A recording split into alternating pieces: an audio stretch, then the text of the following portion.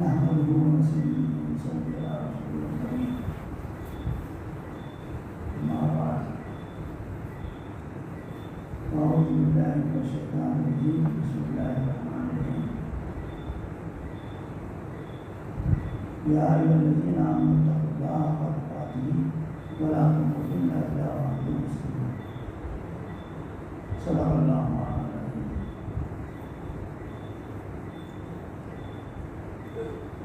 معزز حاضرین، اللہ کے محترم، ابھی آپ کے سامنے عزیز مفتی سید محمد طاہر صاحب سے ایک حدیث کی بہت اچھے طریقے پر وضاحت فرمائی ہے کہ کوئی مسلمان ایسا نہ ہو جس سے کسی دوسرے مسلمان کو تکلیف پہنچے۔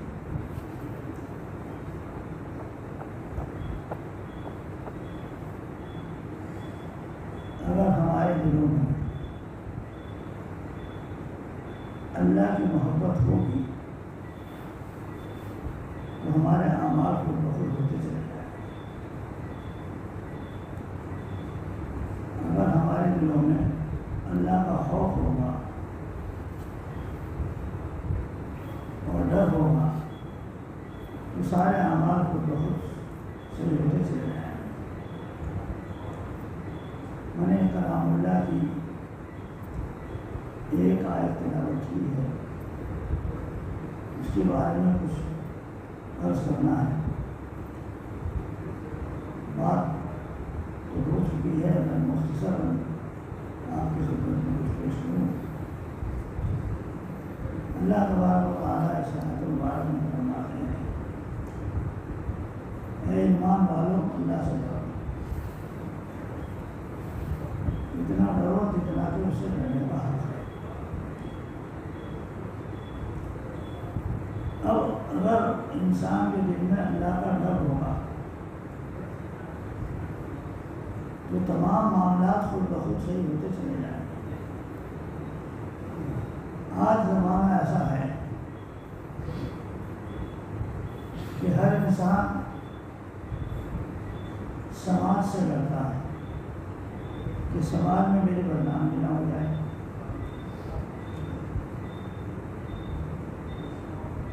والد بیٹے سے ڈرتا ہے کہ میری کسی بات کا والد کو بتانا چل جائے، بیٹے کو بتانا چل جائے، اور بیٹا والد سے ڈرتا ہے کہ میری کسی بات کا والد کو بتانا چل جائے۔ بیوی شوہر سے ڈرتی ہے اور شوہر بیوی سے ڈرتا ہے، لیکن اگر نہیں ڈرتا تو اللہ سے نہیں ڈرتا۔ حالانکہ ڈرنا اللہ سے، اللہ کا خوف ہوگا تو انسان سارے اعمال سے خود بخود بچتا چلا جائے گا، نہ کسی مسلمان کو گالی دے گا، نہ کسی مسلمان کا مار ہڑپ کرے گا، نہ کسی کو تکلیف پہنچائے گا، اور نہ کسی کو کوئی دکھ پہنچائے گا۔ اب یہ ڈر کیا ہے؟ ڈر یہ ہے کہ انسان یہ کے ذہن میں یہ بات ہو کہ میں جو بھی عمل کر رہا ہوں ایک دن مجھے اللہ کے سامنے جا کر جواب دینا ہے۔ ایک انسان کے دل میں گناہ کا اندیہ پیدا ہوا اور اس کو پورے مواقع حاصل ہیں کہ گناہ ہو جائے، گناہ کروں، کوئی دیکھنے والا نہیں، گناہ کا سخت تقاضا ہے، لیکن وہ آدمی ایک دم اللہ کے خوف سے بچ جاتا ہے اور گناہ چھوڑ دیتا ہے۔ تو کل یہ ہے کہ اللہ کیونکہ دیکھنے والا کوئی نہیں ہے، کرنے والا کوئی نہیں ہے، کوئی کہنے والا کوئی نہیں ہے. اگر چاہے تو یہ اگر کر لے اس کو کوئی بتانے والا نہیں ہے. لیکن صرف اس لیے کہ اللہ تبارک و تعالیٰ تو دیکھ رہا ہے، وہ تو بینا ہے، ہر وقت دیکھتا ہے، اس کی وجہ سے گناہ سے نکل جائے تو یہ اللہ کا خوف.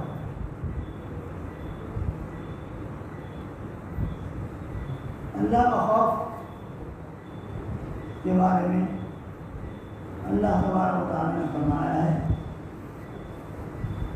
وَلِمَنْ خَافَ مَقَامَ رَبِّهِ جَنَّتَانِ. انسان حج بھی کرتا ہے، عمرہ بھی کرتا ہے، نماز بھی پڑھتا ہے، روزہ بھی رکھتا ہے، ہر عمل کرتا ہے، لیکن اللہ تبارک و تعالیٰ نے یہ نہیں کہا کہ ان اعمال کرنے والوں کے لیے میرے پاس جنت ہے. یہ نہیں کہا کہ جہنم سے ڈرنے والے کے لیے جنت ہے. یہ نہیں کہا عذاب آگ سے ڈرنے والے کے لیے جنت ہے، بلکہ اس بات کے لیے کہا ہے کہ جس شخص کے دل میں اس بات کا خوف ہوگا کہ ایک دن مجھے اللہ کے سامنے کھڑا ہونا ہے اور اللہ کو جواب دینا ہے، تو جنت اس کے پاس ہے. ایسا اللہ کے دل کیا خوف دل میں ہوگا تو تمام اعمال خود بخود صحیح ہوتے چلے جائیں.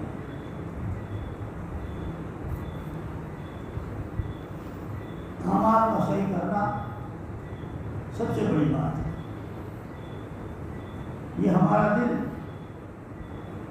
اتنا نازک ہے کہ اس کے اندر اگر بغض، عداوت اور کینہ ہوگا تو یہ اللہ میاں کے یہاں کامیاب نہیں آئے گا.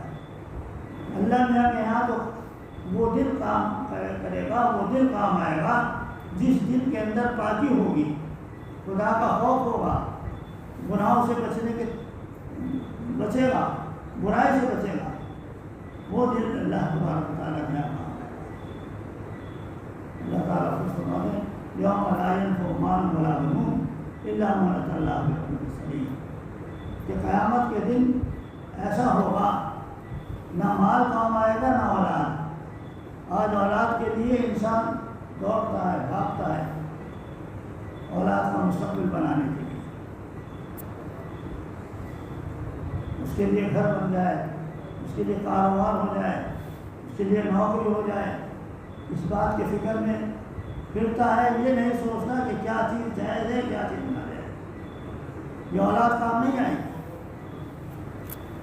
ہمارے حضرت مولانا اشرف علی تھانوی رحمۃ اللہ علیہ فرمایا کرتے تھے کہ انسان یہ سوچتا ہے کہ میرے مرنے کے بعد میرے بیٹے کا کیا ہوگا.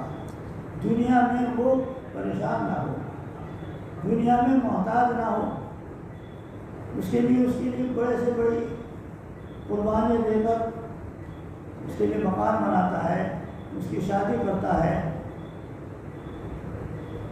اس کے لیے کاروبار کرتا ہے، اس کا مستقبل بناتا ہے. یہ سوچنا ہے. لیکن یہ کوئی نہیں سوچتا.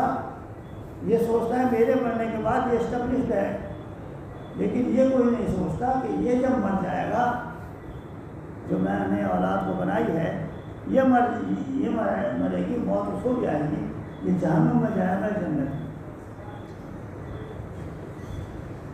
یہ فکر بھی ہونی چاہیے اولاد کے بارے میں کہ بھائی ہم مر جائیں گے. ہم تو سوچتے ہیں کہ دنیا میں ٹھیک رہے ہمارے اولاد، لیکن حضرت یہ فرماتے ہیں کہ اس بات کو سوچنا چاہیے، ہمدردی اولاد کی یہ ہے کہ اس بات کا فکر کرے کہ یہ جب اولاد مرے گی یہ کہاں جائے گی، یہ جنت میں جائے گی.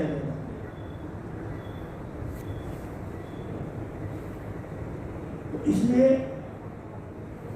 اللہ کی محبت اگر دل میں ہوگی تو سارے کام خود بخود بیٹھے ہوتے چلے جائیں. اور تعلق مع اللہ جب پیدا ہوگا جب کہ اللہ کا ڈر ہوگا. حضرت موسیٰ علیہ السلام کا ایک واقعہ ہے. ایک مرتبہ حضرت موسیٰ علیہ السلام تشریف لے جا رہے تھے ایک فلسفی ان کو ملے. وہ یہ نہیں جانتے تھے یہ پیغمبر ہیں موسیٰ علیہ السلام، یہ پتہ نہیں تھا. ملاقات ہوئی، لیکن اللہ والوں کے چہرے پر نورانیت ہوتی ہے. آدمی خود بخود اللہ والوں کی طرف کھنچتا ہے، اور پیغمبروں کے چہرہ انور پر تو بہت زبردست نورانیت ہوتی ہے. تو حضرت موسیٰ علیہ السلام کو دیکھ کر وہ متاثر ہوا، اور اس نے یہ کہا کہ ایک سوال میں لوگوں سے کرتا ہوں، آج تک اس کا جواب کسی نے مجھے نہیں دیا. حضرت نے پوچھا کیا سوال؟ اس نے کہا فرض کرو آپ کہ پورا آسمان جو ہے وہ تیر کمان بن جائے، اور دنیا کی آلام اور مصیبتیں تیر بن جائیں. پورا آسمان تیر کمان بن جائے. پورا آسمان تیر کمان بن گیا، پوری دنیا کے اوپر چھا گیا تیر، اور دنیا کے آلام اور مصیبتیں اور پریشانیاں تیر بن جائیں، اور چلانے والے اللہ میاں ہوں، بچنے کا کیا طریقہ ہے؟ ہر شخص کہتا ہے کہ اللہ میاں تو بنا ہے، ہر جگہ دیکھ لیتا ہے، جہاں بھی نظر آئے گا وہیں تہ خانے میں دیکھ لے گا، رات کے اندھیرے میں بھی اللہ کو معلوم ہوگا، کوئی طریقہ نہیں. لیکن موسیٰ علیہ السلام پیغمبر ہیں. موسیٰ علیہ السلام نے کہا بہت آسان ہے. اس نے پوچھا کیا؟ کہ چلانے والے کے بغل میں کھڑے ہو جاؤ، اس کے برابر میں. اگر تیر چلانے والے کے برابر میں کھڑے ہو جاؤ تو تیر نہیں لگے گا. تو اللہ سے تعلق اگر قائم کرنے تو کوئی مصیبت اور آلام اور پریشانی نہیں آئیں گی. تو اللہ تبارک تعالیٰ فرماتے ہیں کہ اے ایمان والو اللہ سے ڈرو، اتنا ڈرو جتنا کہ اس سے ڈرنے کا حق ہے. اگر اللہ سے ڈریں گے تو اللہ کا خوف ہوگا تو جنت بھی ملے گی اور دنیا میں بھی راحت ہوگی. اس کلام اللہ کی آیت میں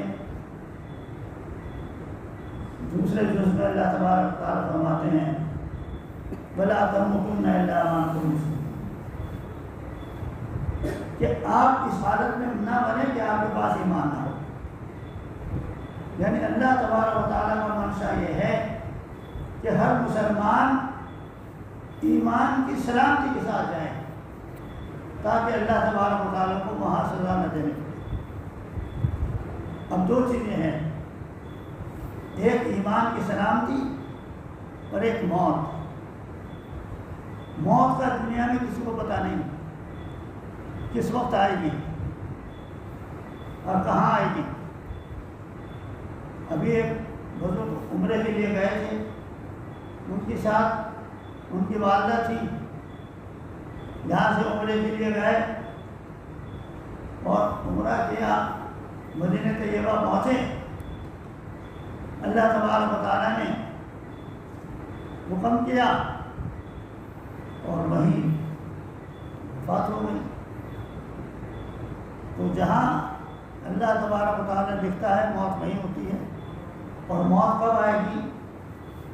موت ایک ایسی حقیقت ہے کہ آج تک کوئی شخص اس کا انکار کرنے والا نہیں ہوا. لوگوں نے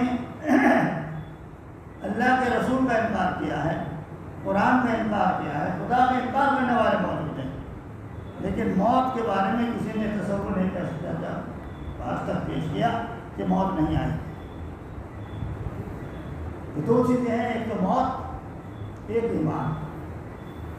موت تو ہمارے بس میں نہیں، ہمیں پتہ نہیں، لیکن ایمان کی سلامتی تو ہمارے بس میں ہے. موت کے بارے میں مجھے ایک واقعہ یاد آیا کہ حضرت امام مالک رحمۃ اللہ علیہ بہت بڑے امام ہیں.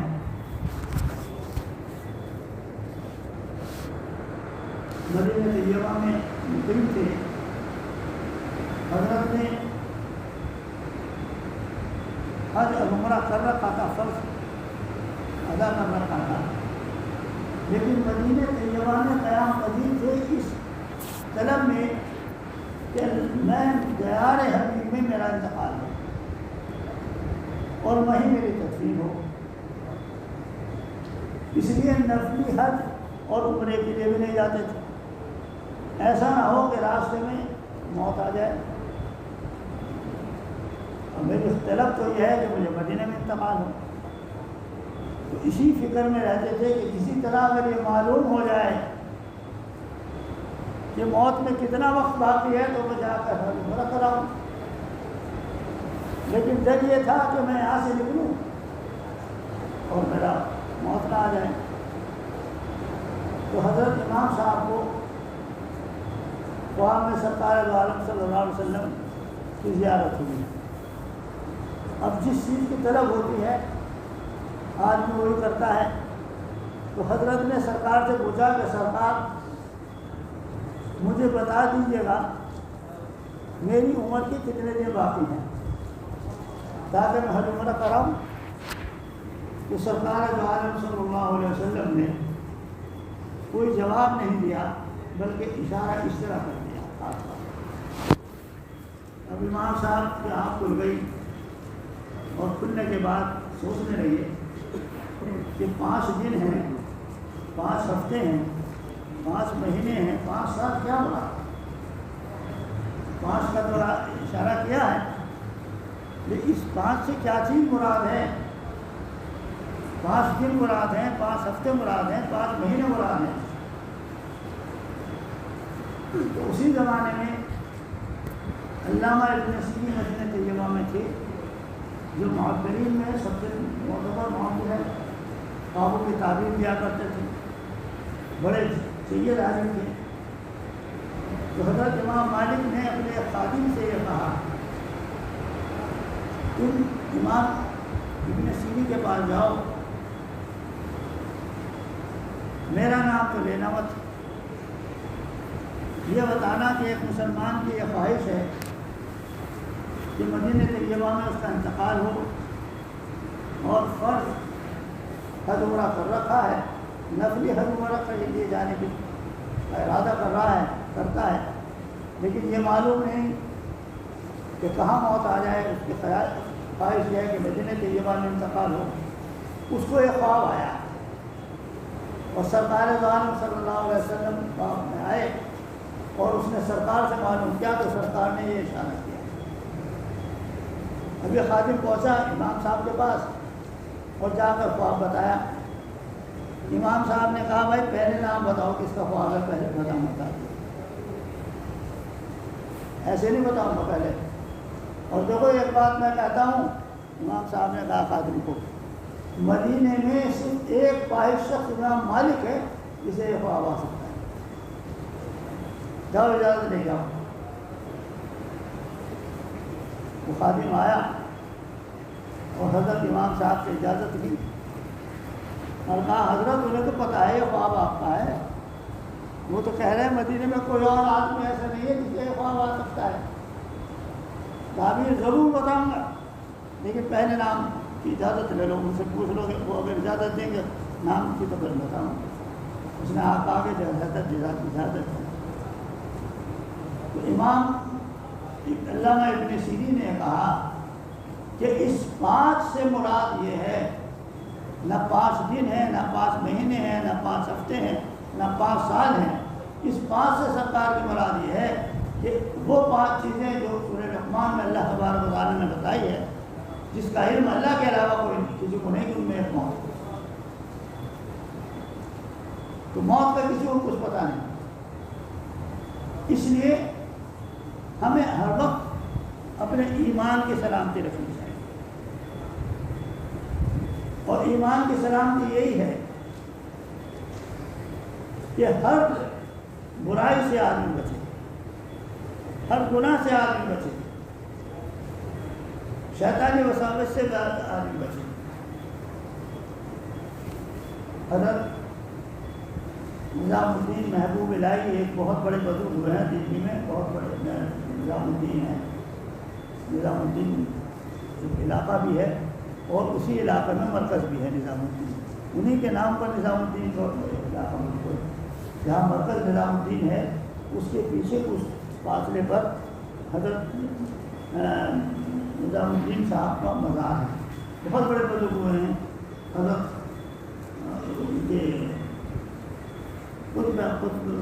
قطب الدین بختیار قادری کے خلیفہ تھے، اور بابا فرید الدین شکرگنج کے خلیفہ تھے، اور بابا فرید الدین حضرت قطب الدین بختیار قادری کے تھے، اور حضرت قطب الدین جو تھے وہ خواجہ معین الدین چشتی کے خلیفہ تھے۔ تو حضرت نظام الدین کی طبیعت خراب ہوئی، تو آپ کا علاج کیا تو ٹھیک نہیں ہوا۔ معلوم ہوا کہ ایک کافر ہے، ایک ہندو ہے، وہ علاج کرتا ہے عمل کے ذریعے، اس سے ٹھیک کرائیں۔ حضرت نے منع کر دیا، میں کافر سے نہیں علاج کرنا چاہتا۔ لیکن جب حضرت ٹھیک نہیں ہوئے، ایک مرتبہ حضرت کو غشی کی کیفیت تھی، وہ شباب صحیح نہیں تھے، تو خدام لے گئے۔ اس کے بعد اس نے کچھ پڑھا ہوگا نا، حضرت ٹھیک ہو گئے۔ حضرت کو بڑی ناراضگی ہوئی، مجھے حال ہے، لیکن حضرت نے اس سے یوں پوچھا کہ بھائی تیرے اندر یہ کرامات کیوں آئی، کیسے ہے؟ اس نے کہا میرا دل جس چیز کو چاہتا ہے میں اس کے خلاف کام کرتا ہوں،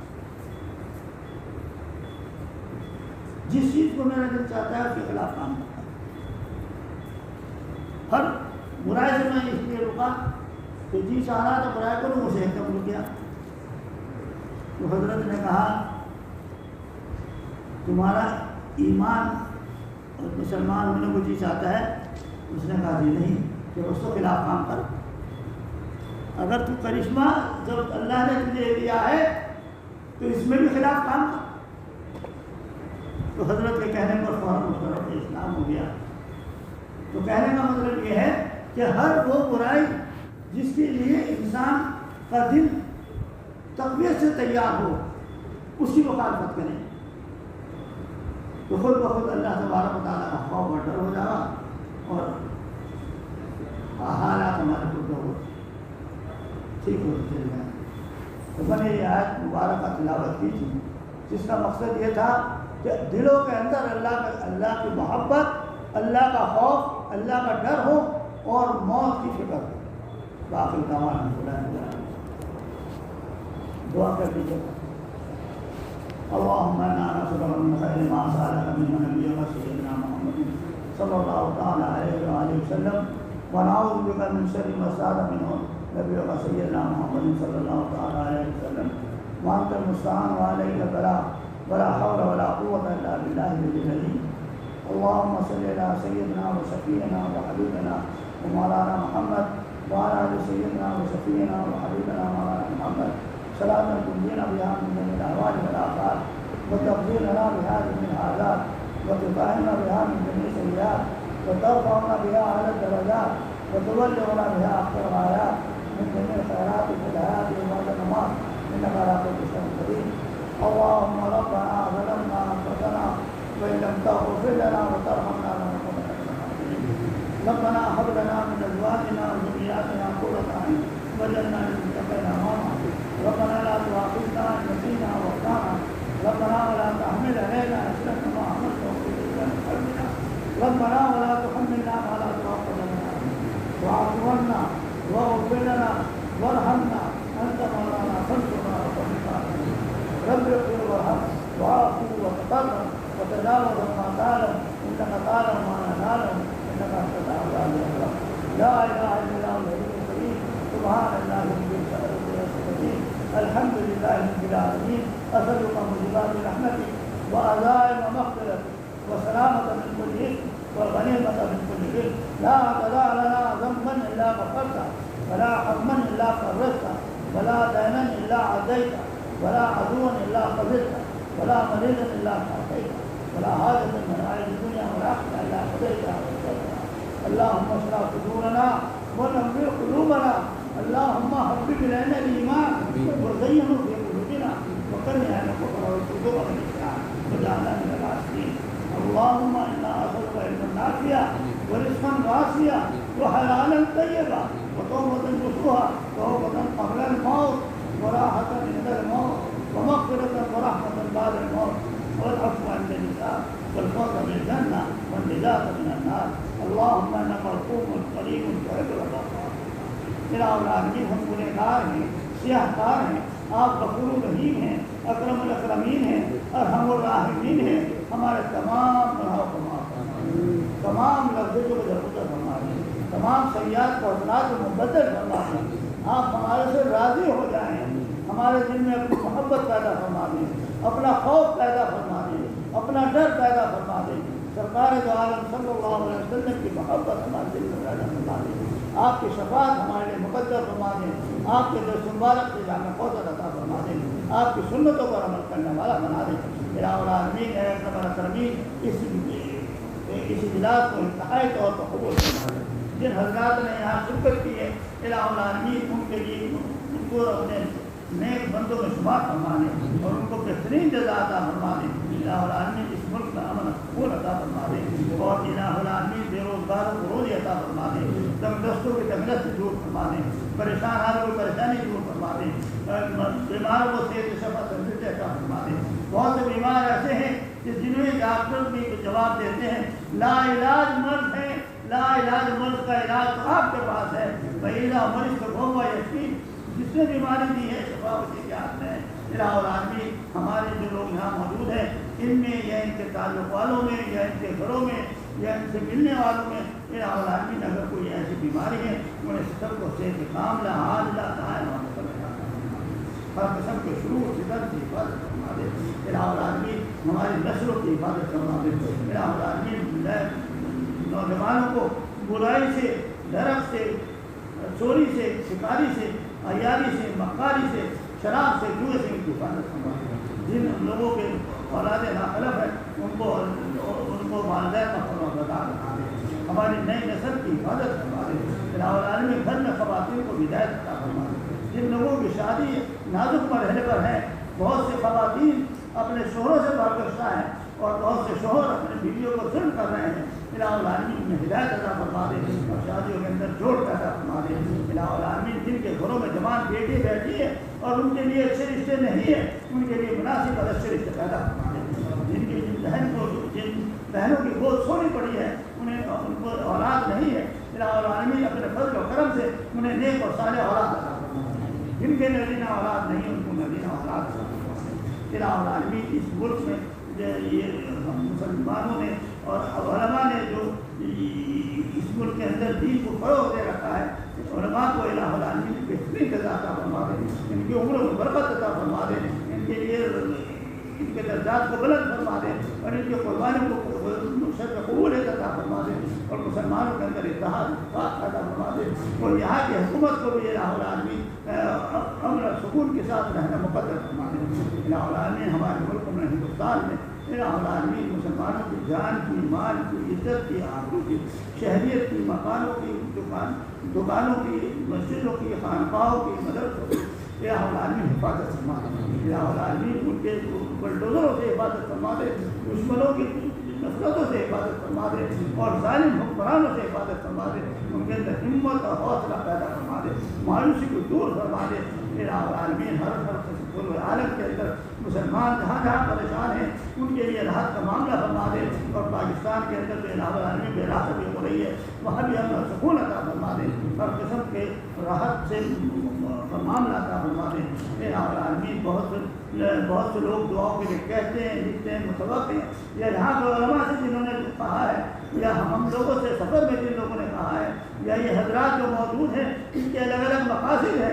آپ تو علیم الخبیر ہیں، سب کو دلوں کے حال کو جانتے ہیں. ان کے حسن و گمان کے لاز رکھتے ہوئے ان کے تمام دینی مراد کو پورے کرنا الہ العالمین ہم کرتے ہیں تو اسلام پر دیے، ایمان پر ہمارا خاتمہ فرما، مرتبہ کرنا توحید کرنا شہادت فرما نکالی فرما دے، الہ العالمین کو اصلاح سے گزرنا کرتا ہے کرم عطا فرما دے، عذاب قبر سے ہماری حفاظت فرما دے، عالم برزخ میں اپنا رحم کرم عطا فرما دے، الہ العالمین محض اپنے فضل و کرم سے اور سرکار عالم صلی اللہ علیہ وسلم کے صدقے و فعل میں بغیر استحقاق کے جنت میں داخلہ ہمارے لیے مقدر فرما دے، الہ العالمین ہے مرنے سے پہلے سچے پکی کی عبادت توفیق عطا فرما دے، ہمارے ذمہ جو حقوق اللہ حقوق العباد ہیں وہ ادا کرنا ہمارے لیے مقدر فرما دے، الہ العالمین جتنی خیر کی دعائیں ہمارے حبیب پاک حضرت محمد مصطفیٰ صلی اللہ علیہ وسلم نے مانگی ہے، خیر کی مانگی ہے، وہ سب ہمیں عطا فرما دے، اور جن سے آپ صلی اللہ علیہ وسلم کرنا چاہیے ان سے پناہ عطا فرما دے، الہ العالمین سرکار عالم صلی اللہ علیہ وسلم کے صدقے کے فعل میں